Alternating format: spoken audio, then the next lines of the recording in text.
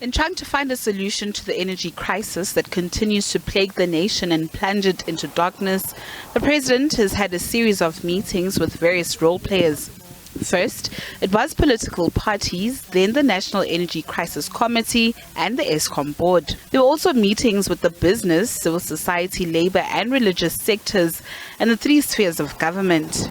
You will meet with the President's Coordinating Council, which is made up of premiers, executive mayors, and ministers.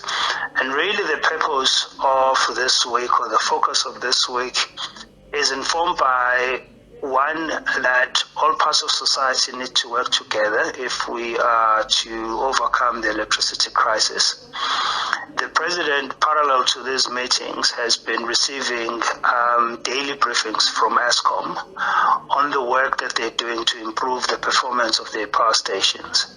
And the government is driving, obviously, more work to bring more capacity into the grid as quickly as possible. But an energy expert says these are some of the problems that plague the ailing power utility.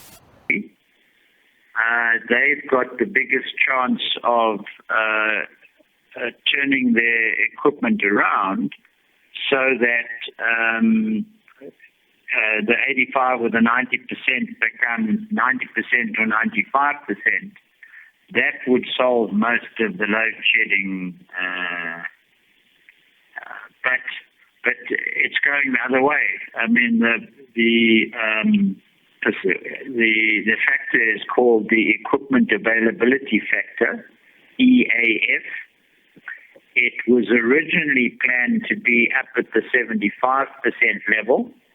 That's meaning 75% of the power generation that's available would be running at any one time. Well, in December, that dropped below 50%. So that's a third worse. That means a third of the power stations that you expected to be running are now not running.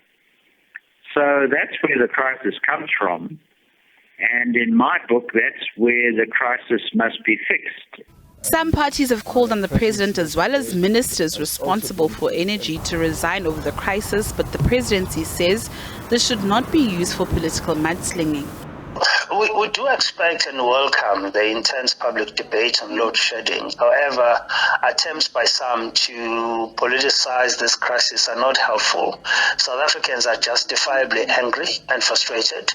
However, we need to direct all our efforts to urgently overcoming the crisis. Meanwhile, several organizations plan to take ESCOM to court over load shedding. Natasha, Phiri, SABC News, Johannesburg.